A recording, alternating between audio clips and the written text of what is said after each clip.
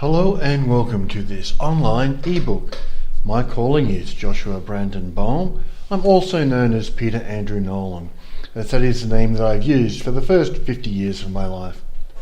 I have recently taken on a second name as I now live in Germany and I use my name of my German ancestors. Some of the first questions you should ask yourself as you read these words or listen to the dictated version, if that is what you are doing, are these. Who is Joshua Brandon Bohm? What is his purpose in releasing this book? And why should I read what he writes or listen to what he says? What is in it for me? So let me answer those questions at the beginning of this introduction. I do not expect anyone to listen to what I have to say unless they can see some public credentials. So who is Joshua Brandon Bohm? I have released vast amounts of information about myself as part of my project to reintroduce the rule of law in Australia and Ireland. So it is very easy to find information about me. It's also very easy to find the vast amount of slander written about me too. So if you go online, you will find a lot of slander about me. My ex-wife is Jennifer Toll, and her mentally ill brother, Michael Toll, has taken it upon himself to slander me quite endlessly these last 3 years. This slander has been with the full support and approval of their father, Bill Toll of Wagga Wagga. Because I am standing up against the criminality in the family law courts and the government of Australia, and because Michael Toll worked for the Australian Security and Intelligence Agency as an undercover agent, the police and the judiciary in Australia will not hold these criminal slanderers to account.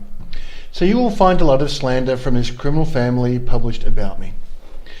You will find a lot of people will call me a woman hater and who claim that I hate all women because I take the position that women and men are to be treated as equal before the law. Hatred is the new word describing holding women criminals accountable for their crimes. It would be laughable, except so many women attempt to excuse women criminals based on attacking the man and calling him a woman hater. If you are a woman or a man who thinks that women should be able to commit crimes with impunity, you are reading the wrong book, and I would suggest you stop right now. If you are a woman or a man who thinks that women should be able to treat men terribly with complete impunity while demanding to be treated like a princess, again, you are reading the wrong book. I would suggest you stop right now. You will only upset yourself. There are a lot of people, men and women alike, who do not wish to see the rule of law reintroduced to Australia and Ireland. If you would like to watch a short video about who I am, then you can watch an introduction video on this link. If you want to hear about my short story about how I woke up to the fraud of the family law courts, then you can watch a video on this link. Simply put, I am now 50 years of age. I have lived an extraordinary life. I rose to the top of my profession in the world, that is business intelligence consulting. I've raised 4 children, so as much as I was able to, with Jennifer's interference. I was married for 18 years to Jennifer Toll, whom I knew since I was 12 years of age. Jennifer was the older sister of Michael Toll, who was a friend of mine at school. She was also the best friend of my first girlfriend, Susan Chong, knee to Blitzes, and more on Susan later. Jennifer and I started dating when I was 20. We married when I was 25, so we were together for a total of 23 years. We, allegedly, had 2 children, Joshua and Josephine.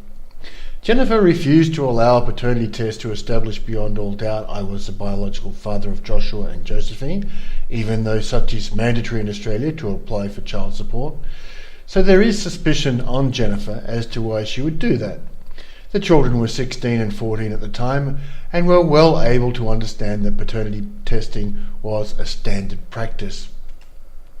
Sadly, Jennifer decided to commit a series of crimes in divorce, as so many women do, and so she has had to be taken to task for committing these crimes. I have openly said I'm amazed that Jennifer committed these crimes because, having known me since I was 12 years old, she knew that I would not tolerate her committing any crimes at all, let alone crimes against me. She knows me to be honest and to never tolerate anyone around me committing crimes or even indeed antisocial acts. You see, Jennifer self-destructed and destroyed her own life in divorce, she also destroyed the love of the man who loved her more than life itself, being me. If that sounds like a familiar story to you as a woman, it should. It is a common story because many women in their 40s destroy their marriages quite willfully and then wonder, where did all the good men go?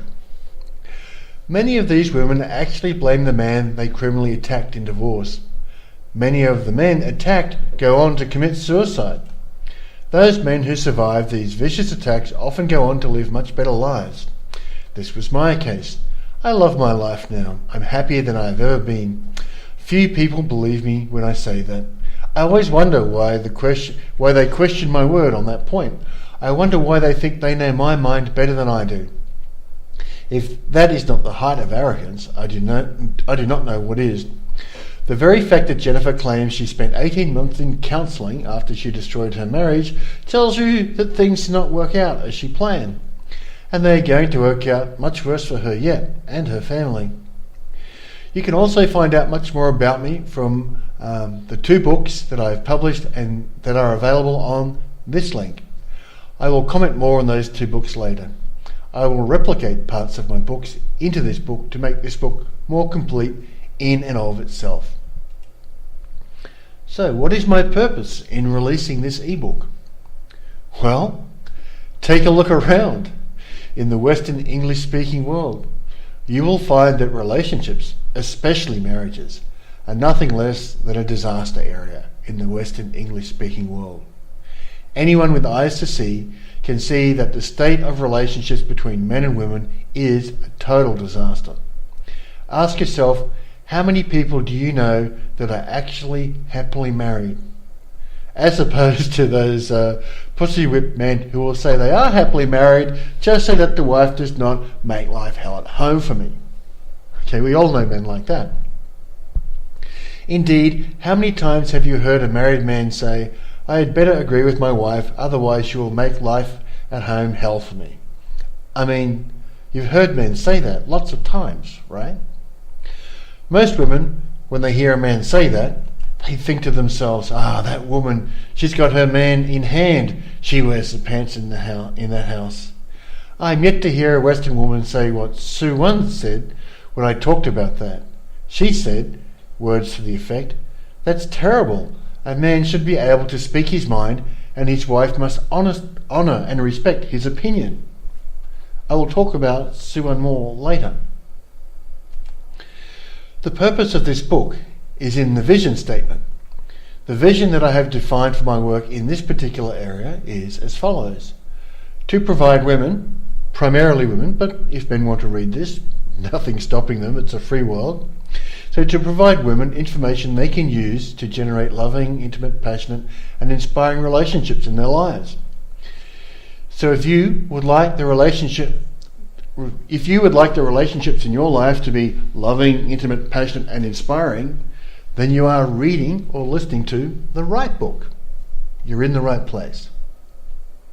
But you would be asking the question, why should I read what Joshua writes or listen to what Joshua says?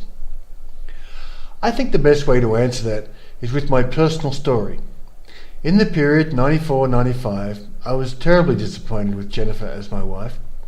We had been together 10 years and known each other for 18 years at this point. Our first child, Josephine, had arrived as planned in May 1991. She was very much wanted. We were married in October 1989 with the express plan of adding to the 2 children Jennifer already had from her first marriage, Kristen and Jared. Joshua, again planned and very much wanted, made his arrival in May 1993, just a few days short of Josephine's 2nd birthday. We wanted to have the children relatively close together so they would also be good company for each other as they grew up. However, when Joshua arrived, it was as if someone waved a magic wand over Jennifer. The lovely woman, and I did love her, the lovely woman I had fallen in love with, had been somehow magically transformed into a shrew. Yes, there were some warning signs that I had not taken seriously. This is how love works with men. We are willing to overlook some warning signs because we love the woman in question. The woman who was now revealed to me was one who was vindictive, cruel, and just plain nasty. Further, almost immediately after we baptized Joshua, Jennifer announced that she was renouncing her Christian religion in the name of, "I do not need a bunch of crazy Christians to tell me how to live my life." This, of course, was a massive issue for me. As a man who was devoutly Christian, I had chosen to marry a woman who was also devoutly Christian. If I wanted to marry someone who was not Christian, I would not have married Jennifer. We had many conversations over this point, and I explained that it was simply unacceptable for her to renounce her religion for no reason at all. Nothing had happened, nothing had changed, and there were the eternal spirits of the two children I brought into the world to consider. Jennifer was having none of it. She simply refused to talk to our local minister, refused to talk to any of our women Christian friends, refused all efforts to counsel her on this very important matter. It was at this time that I seriously considered that it might be necessary to divorce Jennifer. I told her plainly that I was considering such. The proposal was she could take Josephine and I could take Joshua, and we could simply go on with our lives. Whatever result she got with Josephine would be her problem. Whatever result I got with Joshua would be my problem. Naturally, she was very upset at the discussion of divorce. She seemed to think that I should remain married to her no matter what she did. I told her, absolutely not. She claimed, "But you said until death do us part." And I pointed out that we had married before God in a church, and that she had broken her marriage vows that she had made before her God. As far as I was concerned, the marriage was over, and that we made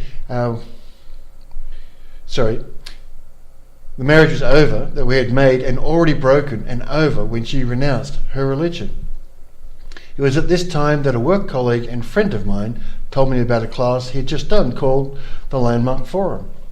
He told me that it had given him some very good results and that he and his girlfriend had done it together.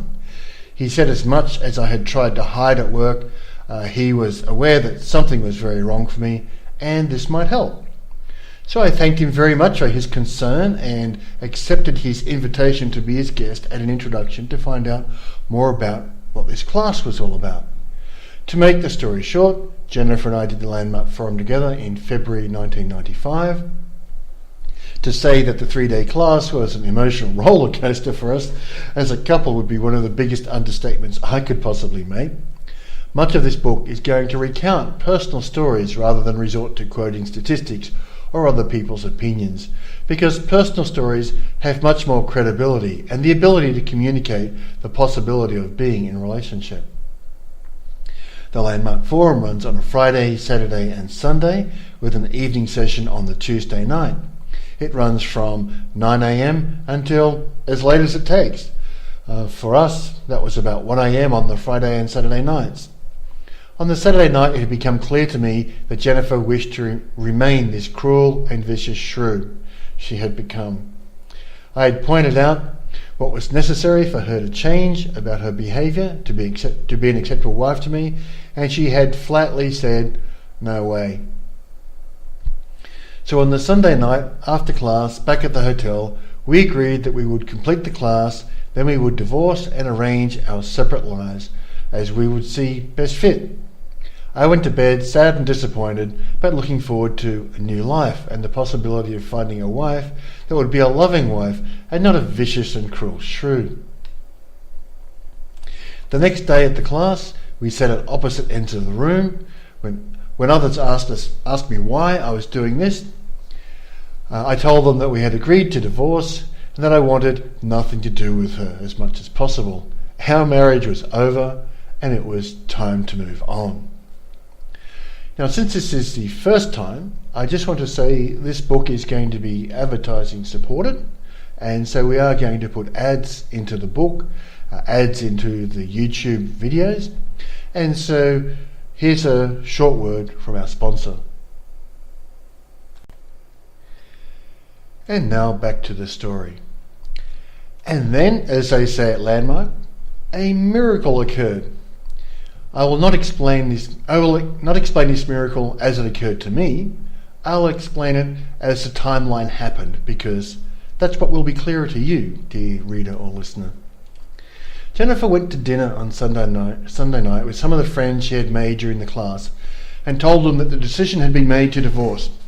She was sad but ready to move on. The women, of course, being women, supported her decision. They called me a bastard, they called me a bad husband and all those things. Jennifer defended me to them. They were saying things like, he hits you, right? He cheated on you, right? He's controlling, isn't he? He criticises you, right? The women at the table were asking, what is it that he does to you that he is hiding that you have not told us about? That was the flavour of the conversation.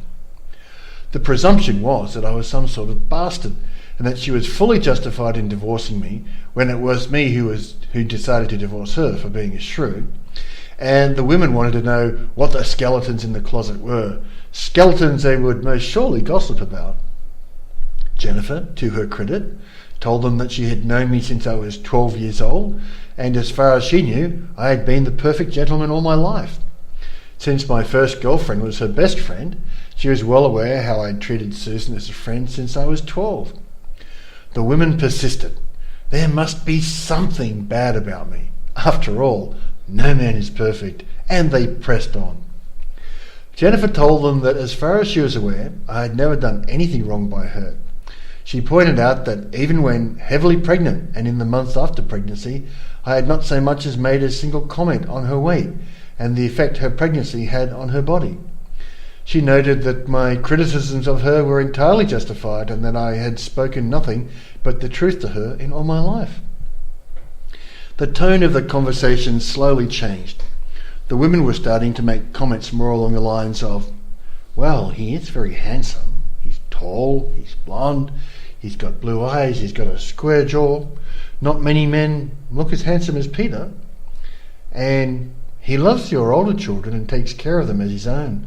Not many men do that with stepchildren. Or he makes pretty good money and he's obviously a hard worker. He's a good provider. He helped you get your job and he will help you in your career. And then it finally came down to, he loves the woman you used to be with all his heart and soul.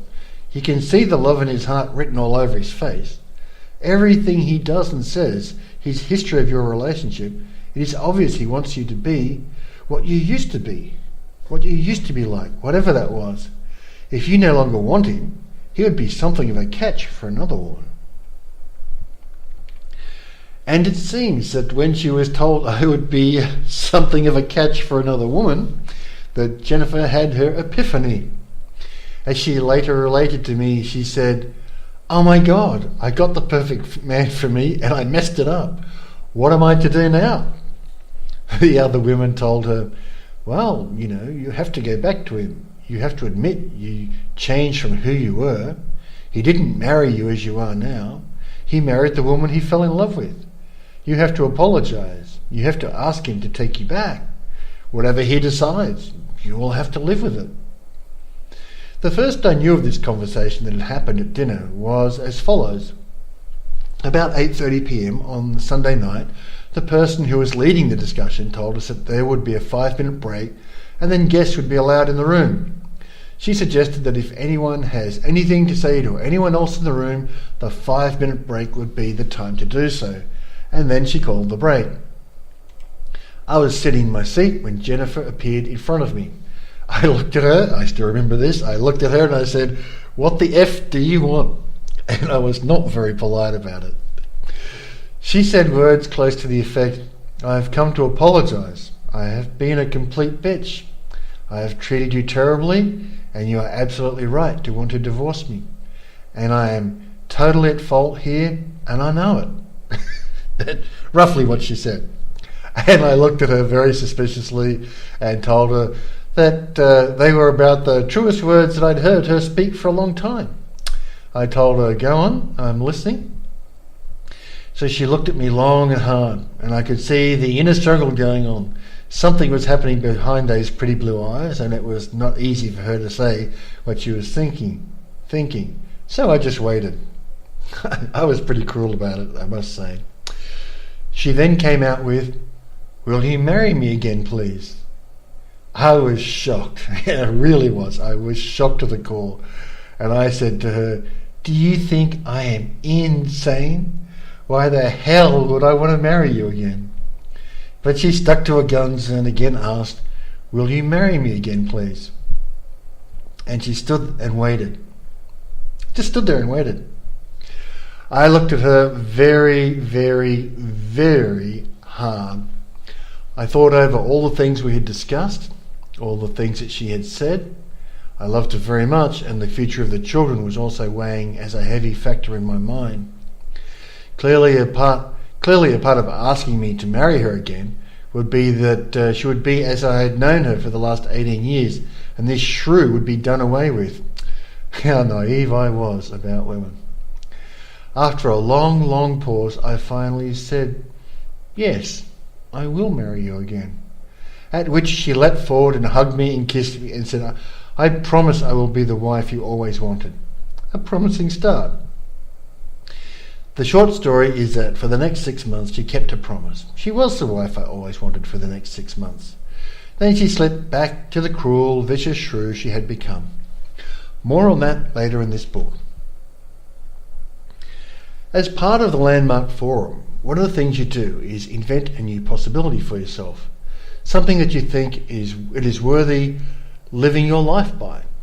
For me, that possibility was loving, intimate, passionate, inspiring relationships. I had decided that I wanted to live my life as the possibility of loving, intimate, passionate, and inspiring relationships. Of course, it is not very cool for an IT consultant to talk about loving, intimate, passionate, inspiring relationships, and so I did not discuss much of this work in the business environment in the 90s or the zeros. I kept such discussions to my private life. For the next 12 months, I spent a lot of time at Landmark Education following up on the main questions that I had in my life. Now that I'm the possibility of loving, intimate, passionate, inspiring relationships, how might I go about generating these for myself and for others? How does one do that? This was new territory for me. One of the things I discovered for myself at Landmark Education was that the quality of our life is, to a very significant degree, influenced by the quality of our relationships. If we improve the quality of our relationships with people, then we improve our quality of life. There is a very direct correlation. I also noted that even though I'd been through 16 years of education, I had not once attended a class that was, "How do you manage your relationships?" And I wondered why that might be so. Of course, since I had attended Bible study weekly for 2 years as a teen, and for a number of years with Jennifer when we were engaged preparing to marry, the biblical lessons on how to manage relationships and marriages were very well known to me. They seemed like they would be good enough. This was another factor that concerned me with Jennifer, having renounced her religion. Over the next 12 months in 1995, I talked to people and tried and tested many aspects of what does it mean to be related, and how does one generate relationship as a matter of will and not as a matter of coincidence. I was so successful at this, I was nicknamed Mr. Relationships around Landmark. If you would like to listen to a 3-hour lecture on the possibility of relationship by Werner Erhard, then you can do so on this link, and I would really recommend you listen to that. It's a very good seminar. One of the turning points in my life came when a woman I worked with, let's call her Sue here, which is not her real name, came to me and asked me to have a cup of coffee, which in the business world is code for, "I need to talk to you about something personal, but we are standing in the office right now." So Sue and I went to have a cup of coffee. The short story was, "I am having some problems in my marriage, and I think that what you did might be able to help my husband and I." She'd seen that I was much happier than I was shortly before. She knew me quite well. So I offered to host Sue and her husband, let's call him John, also not his real name, to an evening session at Landmark as my sole guest and make myself available to answer any questions. John was impressed that I was prepared to give up 6 hours of my time exclusively to him and his wife to share my experiences openly and honestly. As he pointed out, this does not happen every day. Sue and John did the forum together. Then Sue avoided me like the plague for about 2 months afterwards. She did not speak to me at all in that time, even though we worked in the same building. Eventually she came to me and asked for a very predictable cup of coffee. And we went to the coffee shop and we got the coffee, and she said to me, "You never asked me what I got out of participating in the Landmark Forum." And I explained to her that it was a personal rule of mine never to ask that question. I explained to her that all the people I had rolled eventually tell me what they got out of it in their own good time, 100%. So I was just waiting for her to come and tell me. She said words to the effect, "When I saw how happy you had become in your marriage to Jennifer, I really hated you.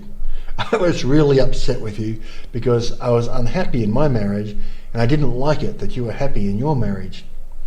You see, my story was that I had married the wrong man for me. John is a good man, a loving man, a kind man, but I had it that he was wrong for me. And me, being Catholic, could not divorce, and so I was going through the process of resigning myself to being with the wrong man for the rest of my life, and I was very unhappy about this. And what I got from the Landmark Forum was that I was married to the right man, the perfect man for me, that I had chosen him, and only now was I getting cold feet. He is the perfect man for me, and we are both very happy. We are going to try for children now we are both settled." And she was very happy and very sparkly in that conversation. And I have to say, I cried. I actually shed a tear. I was like, wow, just wow. I had no idea that you were unhappy in your marriage. I have to admit, when I met John, he seemed like a really nice guy, and I thought you had chosen very well. I thought he was perfect for you, so I'm happy for you that you discovered he's perfect for yourself. A few months later, Sue and John came to my family and friends weekend that I had arranged in the Blue Mountains that ran behind Sydney in Australia. It was an idyllic weekend. We had, I think it was 14 couples. From memory, it was 14 couples, and all the kids, all the rugrats running around the hotel. Guess I was 30, just coming up 32 at the time, so you know who my peers were. They're people 32 with lots of kids. Santa Claus paid an early visit, and it was November 1995. When Sue and John arrived, Sue had this kind of sneaky look in her eye. I didn't know what was going on, but finally she came out with it. She told me she was pregnant. She had gone from "I'm married to the wrong man" to "I'm pregnant and delighted about it." By being prepared to put myself out there and be the happy man I was, I had, quite literally, helped a married couple bring a new life into this world and into a happy and loving home. This is not something that a man like me takes lightly. It was a remarkable contribution I'd made to this couple, and being the kind of man I am, I wanted to contribute to other married couples in the same way. What more could a man wish to contribute to another married couple other than to have them see their way clear to bringing children into a loving household? I mean, really, what more can you do for anybody by putting yourself out there and saying, this is how marriage can be, this is how love can be? And this woman went from "I'm married to the wrong man" to "I'm pregnant and I'm happy about it." Wow, wow, that's a really big deal for me. Much better than writing software, right? I will make a short note here that she was not the only woman that I helped inspire to bring a new child into the world in this period. There was another case. Maybe more on that case later in this book. I just wanted to point out that this was not one-off, it was not a fluke. More on that later. This woman, Sue, was not very pregnant, so I think I was one of the first to know. To this day, I believe Sue and John remain married. That baby must be 18 years old by now. Pregnant in 1995. So I stayed in touch with her for a long time until she too betrayed me over the issue of Jennifer and crimes. I have not talked to her since 2008, so I do not know how she's getting along now. In 2008, all was fine with her, and that was 12 years since she and her husband had done the Landmark Forum. In the years that followed, my private reputation for being able to help people in relationships grew, especially around Landmark. I was regularly counselling many people on the issues of relationships and how to best handle relationships. I was surprised to notice that the people who came to me most were women. the ratio being at least 3 to 1. Women would approach me much more often and tell me that they had relationship issues than men would. Men tend to keep these things to themselves. The other observation I will put here at the beginning is that although men came to me far less often, they took my advice and tried what I suggested 100% of the time. Whereas the women, having sought me out and asked my advice, were very reluctant to try out the advice, to the tune of 9 out of 10 women who asked me for help then did not do as I suggested. You, as a woman reader or listener, will get to choose for yourself whether you take my advice or not. That is really up to you. But I do warn you right here that the vast majority of women before you decided they didn't like my advice. The ones who took my advice, like Sue and John, went on to have happy marriages. The ones who did not take my advice, well, I usually didn't hear much from them anymore. And when I moved to the other side of the world, I didn't follow up on these cases I had counselled over the years. So why might you want to listen to my advice? Because when women and men take the very simple advice I pass out as the not-so-secret secret as to how to have a great marriage, those people go on to have great marriages. Those who do not take the not-so-secret secret as to how to have great marriages, surprise, surprise, they often get divorced on the rather insane notion that I just got the wrong one, the next one will be better. How many times have we heard people say that? I said it myself with Jennifer when Jennifer and I were getting divorced. So as crazy as it might sound coming from a man who is very happily divorced, when I was married, I counselled many people on how to have great marriages, and the majority who took my advice over time had great marriages. Simple as that. Just because I am happily divorced and single does not mean that my advice is any less valuable to those who wish to remain married. Indeed, the main reason I'm single now is that Sue One, who you'll meet later in the book, does not wish to marry me, and I'm not all that interested in settling for second best. Now, you would think that I would have lots of people asking me, well, how do I have a great marriage? No, most people do not want to know what it takes to have a great marriage any more than they want to do what it takes to keep healthy, trim and fit. We all know that to keep healthy, trim and fit, you need to eat good food, get plenty of exercise, stay away from foods and drinks that are bad for you. Yet how many people take that very sensible advice? Not that many. It is the same with relationships. Having great relationships is actually very easy. It is just that it takes two people to be in a great relationship, and far more often than not, one of those two people does not wish to do what they know they need to do in order to have a great relationship. So many people, especially women, treat relationships as a zero-sum game, and they try and exploit the other person to gain for themselves. If you are doing that, you all know it in your heart, but you might be justifying it as, I'm worth it, or I'm entitled to it. Let us get this straight right from the start. I'm worth it or I'm entitled to it are relationship killers. If you are doing things like that, you are undermining your relationships. You are not worth it, you are not entitled to it as a rule. So to repeat, if you want to have loving, intimate, passionate, inspiring relationships, you are in the right place. That is why you should be reading what I write or listening to what I say, in my humble opinion. And now, at the chapter break, it's time for another word from our sponsors. And thank you for coming back. Chapter 2, Intended Audience. Who do I intend this book to be read by or listened to? I speak English.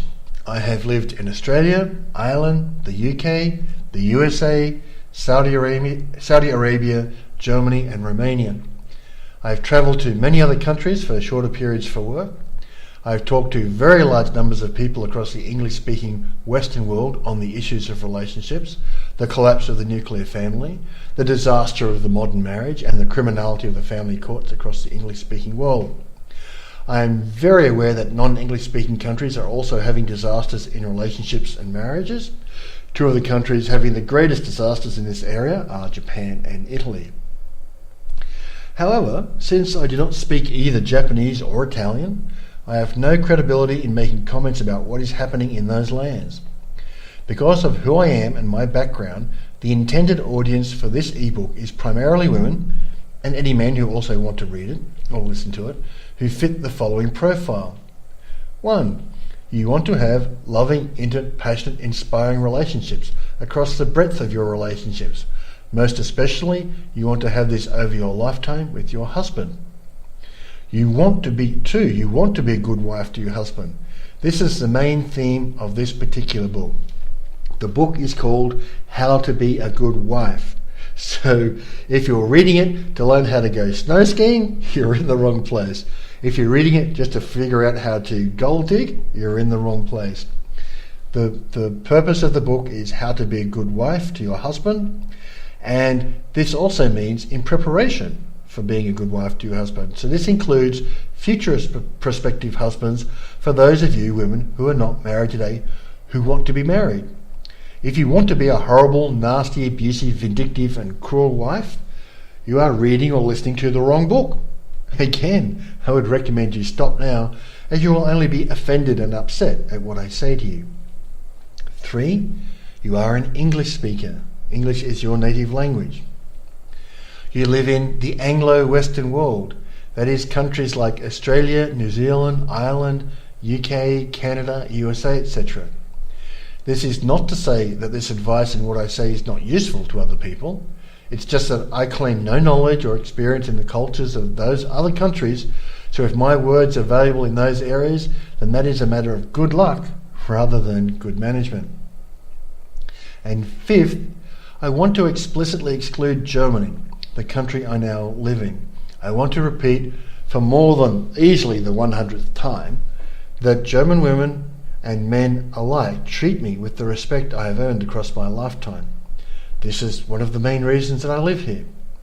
If you are not in the intended audience, then you are well advised to take what I write and say with a grain of salt. People vary quite widely across different areas of the world and different cultural backgrounds. The different religions also cause very different ways of being for people who subscribe to them. Now that we have laid the groundwork for getting into the book, let us start with the lessons I'm going to present you. At the time of writing, I do not know exactly how long this book is going to turn out. I plan to evolve this book over time. It will be updated and adjusted as it goes through its development life cycle. With the technology available to us, we can now update books online and let people know about the changes. And this is what we plan to do with this book. This book is going to be an experiment in being an evolutionary work, meaning that I intend to update the lessons as and when I get feedback from people. This will invite people to come back to the book again and again as updates are made. I will keep a mailing list of people to tell them of changes that have happened to the book. You will be able to subscribe to the mailing list and you'll be told of updates to the book by email should you subscribe. Chapter 3. Why is now the right time for this book? Dear ladies, over the last 6 years, I have opposed the idea that women can commit crimes with impunity against men for the benefit of all men and children. It is also for the benefit of women, because it does not serve women to be granted the privilege by the criminals in the judiciary to commit crimes against men. Eventually, women committing crimes against men with impunity was going to catch up with you. And it has. The rate at which men, especially men in divorce, are killing women and sometimes even children is skyrocketing. It is now so common that a, quote, triple murder-suicide of a man in divorce killing his wife and one or more children that it barely makes the news. We see these stories on a weekly basis. Some men are really going all out. Some men are killing the ex-wife's mother or father or sisters or friends as well. Once a man decides he's going to kill himself and that he wishes no escape route, he has become the most dangerous animal on this planet. There is nothing that can stop a suicidal man from doing what he sets out to do. This is because he is ready to kill and die for what it is he has chosen to sacrifice his life to. The imperialism of the United States and their allies has created, quote, the suicide bomber. There was no such thing as a suicide bomber prior to World War II. If there was, it was so rare as to not be a factor. Only after World War II and the oppression of the Palestinian people did the whole notion of the suicide bomber become a factor in the conflicts around the world. The reason this became a factor was that there was simply no other way to fight back. When all other options are exhausted, some men will be willing to sacrifice their lives for what it is they believe in. We have seen this in wars eternal. It should come as no surprise to you, dear reader or listener, that men are willing to kill and die for what they believe in. Indeed, in such things as the white feather campaigns in the British Empire during World War I, women would pin white feathers on men who would not sign up to the war, to shame them in public. Charming. Shaming someone else for not doing what you would never do yourself. What a disgusting attitude. Today in the West, women have created a proxy for the suicide bomber.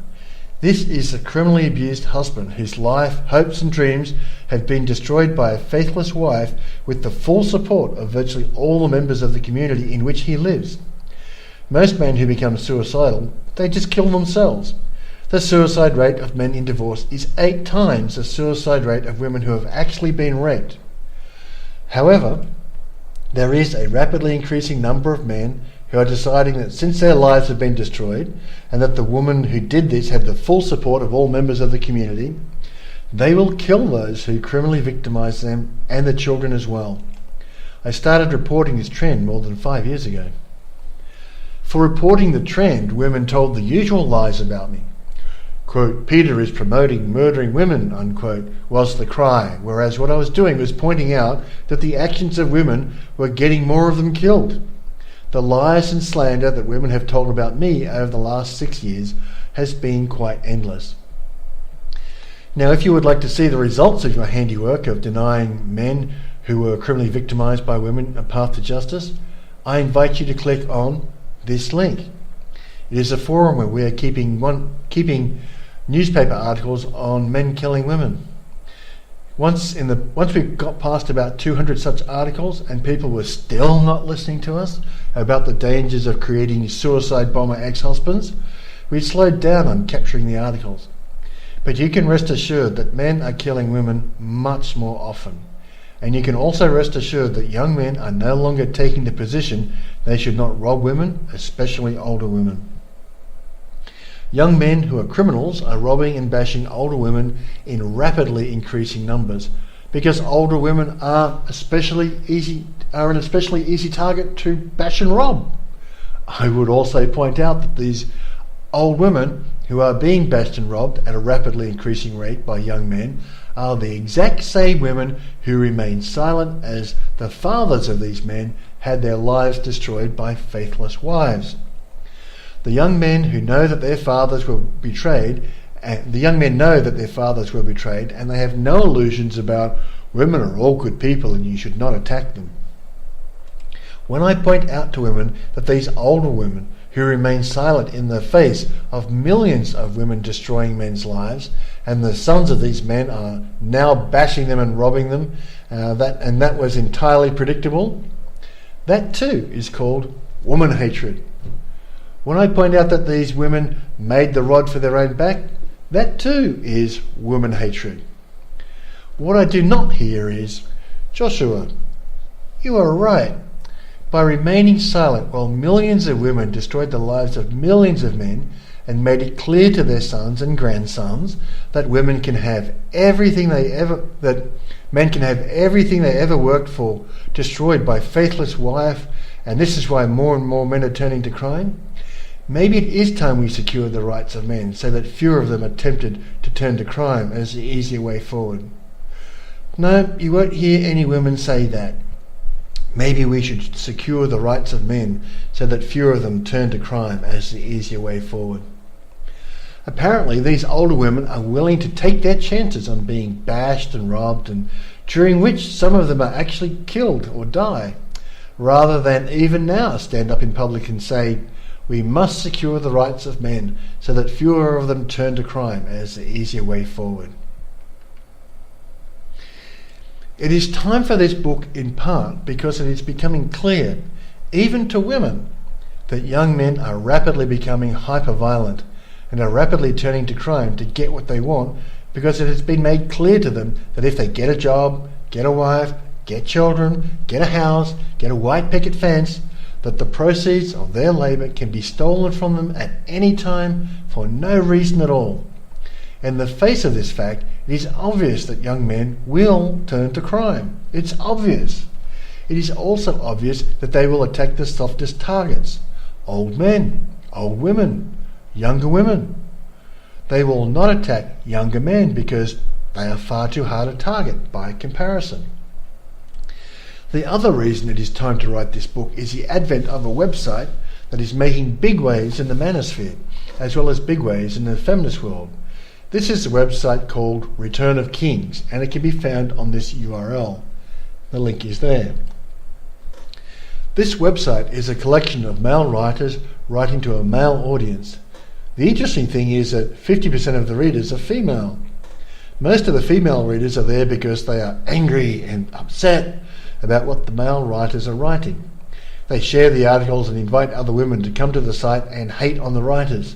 The most popular article to date, and the time of writing was 2014, February the 14th, is an article called "Girls with Short Hair Are Damaged." You can read it on this link.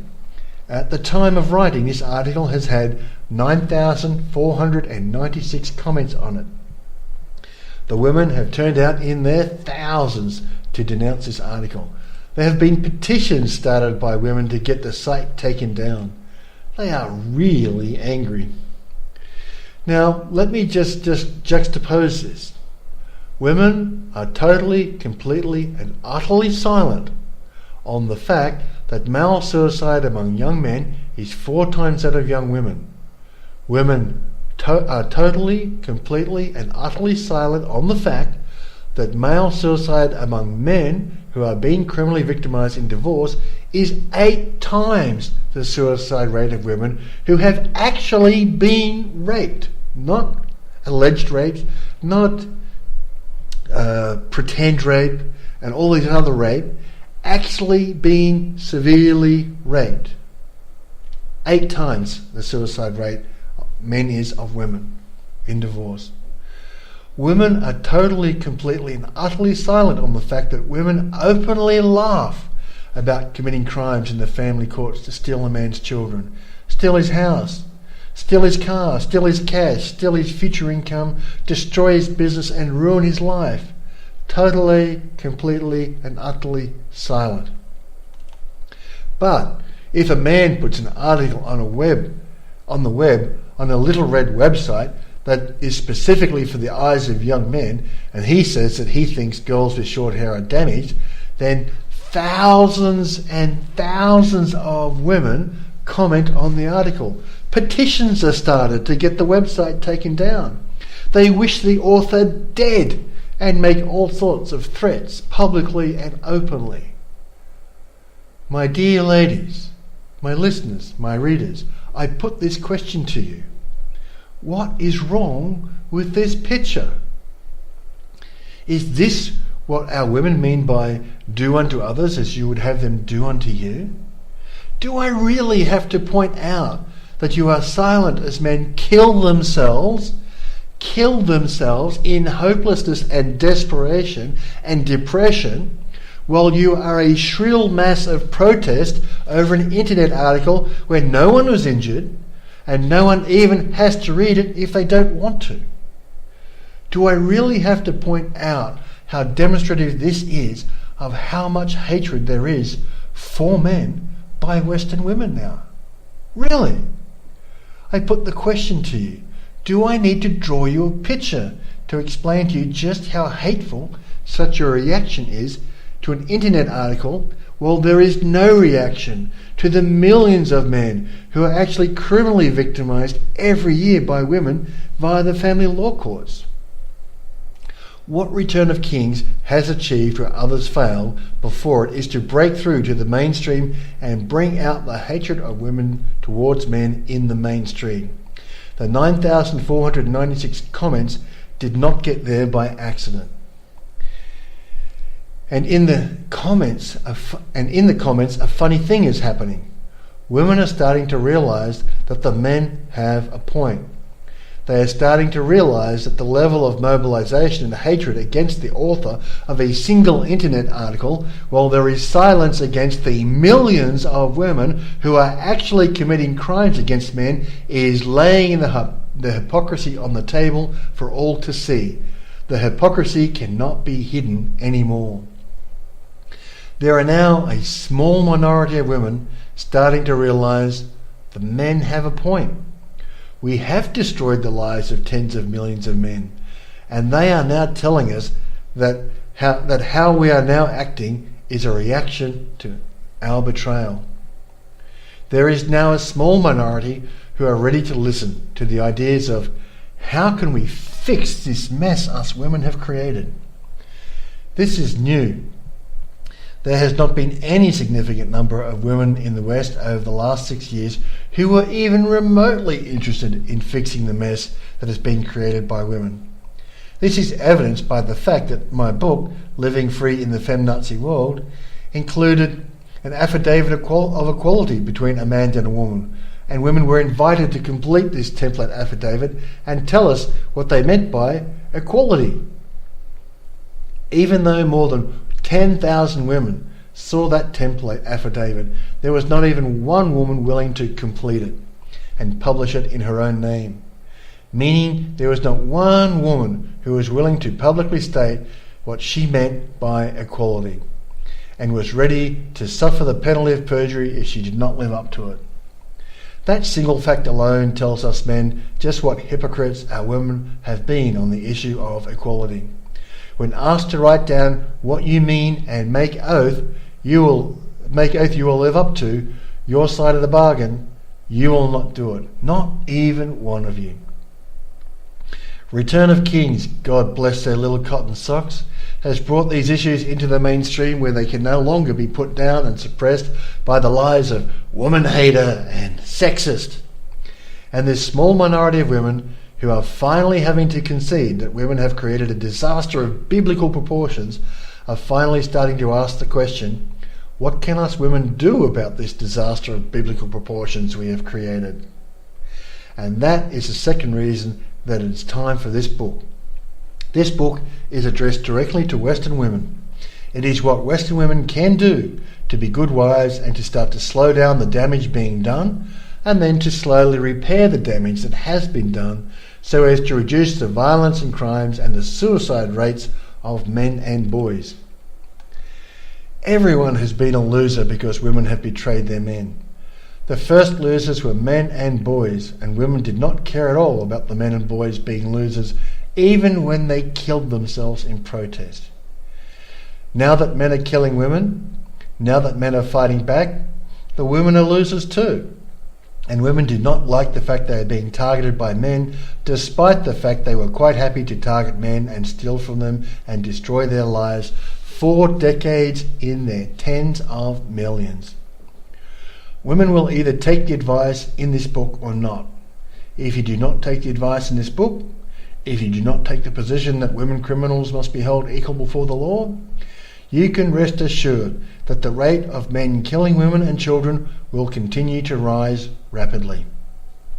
You can rest assured that the backlash is only about 5% underway at the moment and will continue to build. You can rest assured that there are no quick fixes. Women have made it clear for more than 40 years that they are quite willing to support and endorse the criminal victimization of men by women. The young men know this as a fact. It will be many generations before young men will ever look upon women as I did when I was a young man, if ever. Experience from Russia tells us that even 80 years after no-fault divorce legislation was repealed by Stalin in 1936, that men have still not returned to pre-communist marriage and relationships in Russia. Experience from Russia tells us that it is very likely that men will never return to the paradigm of marriage and children as it existed before the feminist revolution.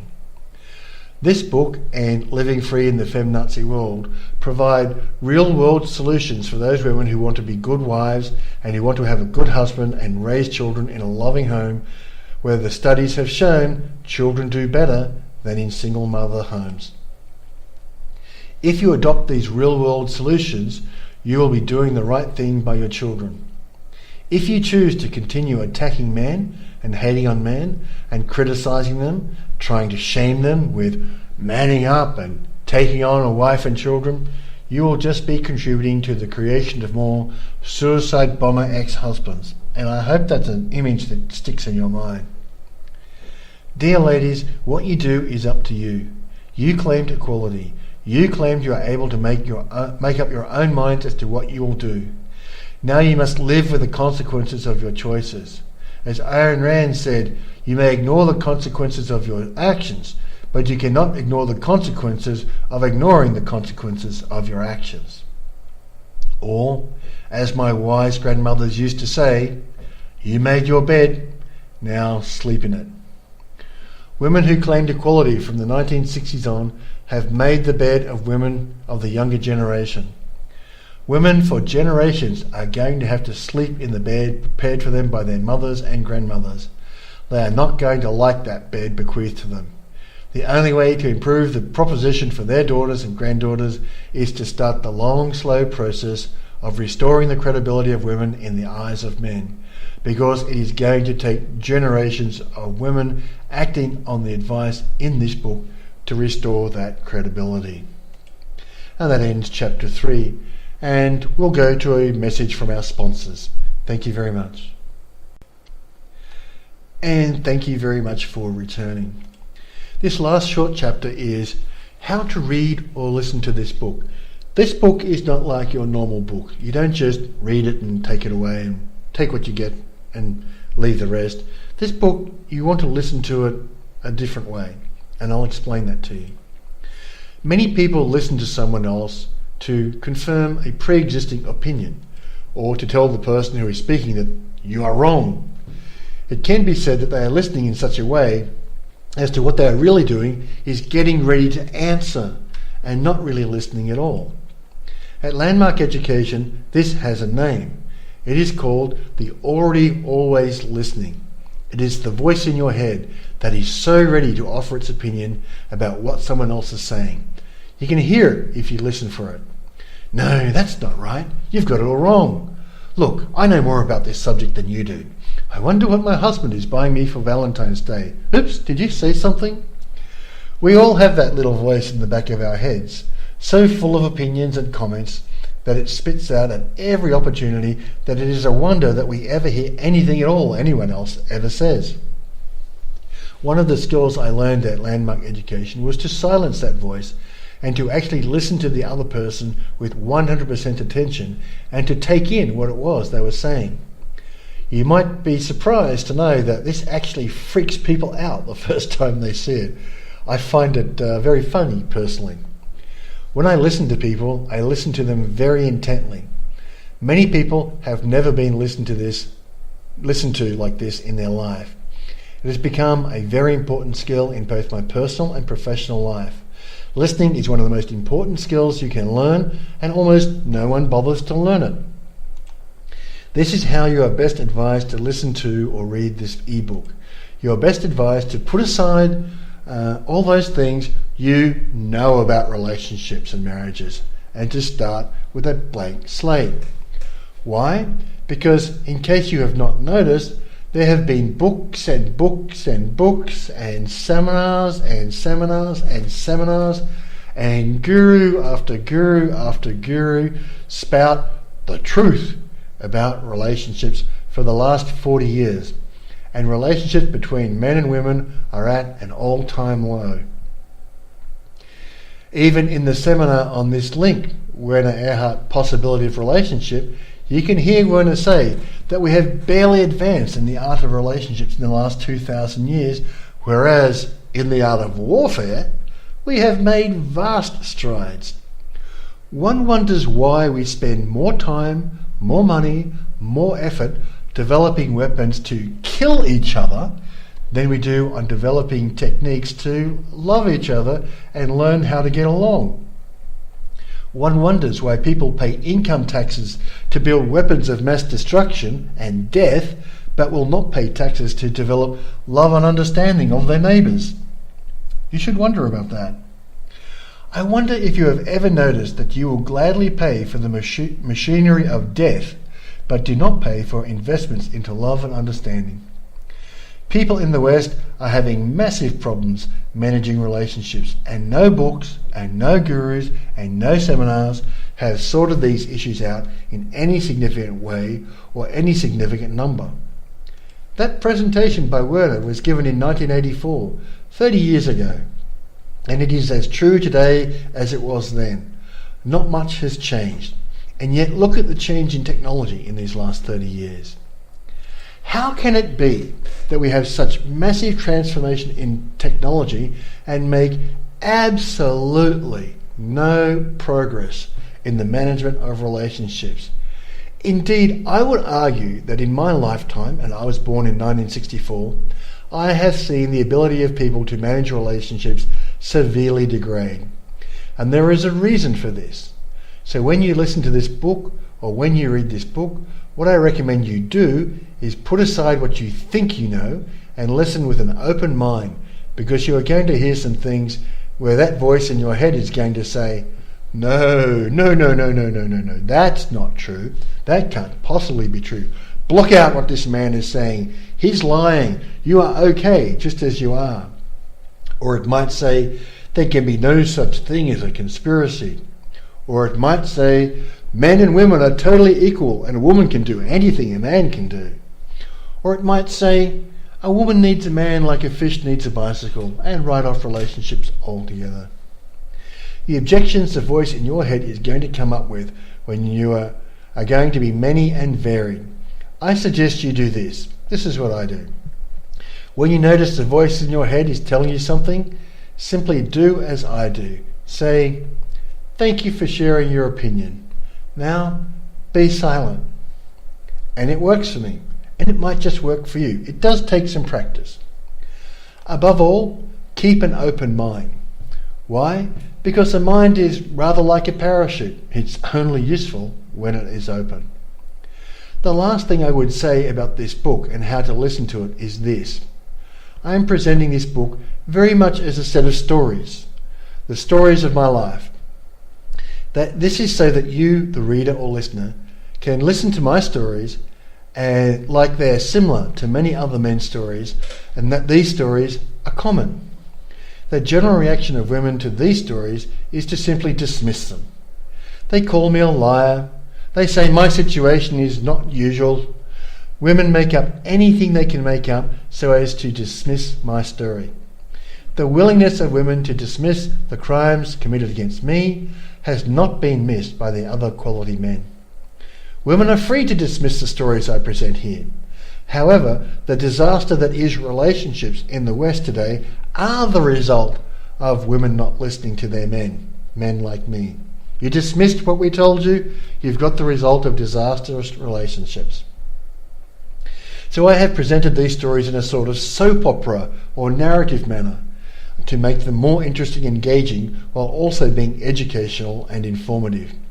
And we all know how much women love soap operas, right? Women love to hear the stories of other people's lives. I hope this works to get the message out so many women across, get the message out to many women across to our women, because unless women start to listen and start to act differently, we will see more relationship disasters. I certainly hope that a lot of people read and or listen to this book and that they improve the quality of their relationships as a result. So, welcome to your adventure of learning about how to be a good wife and how to generate loving, intimate, passionate and inspiring relationships across all those people you choose to. Thank you for reading and listening. Welcome to the book.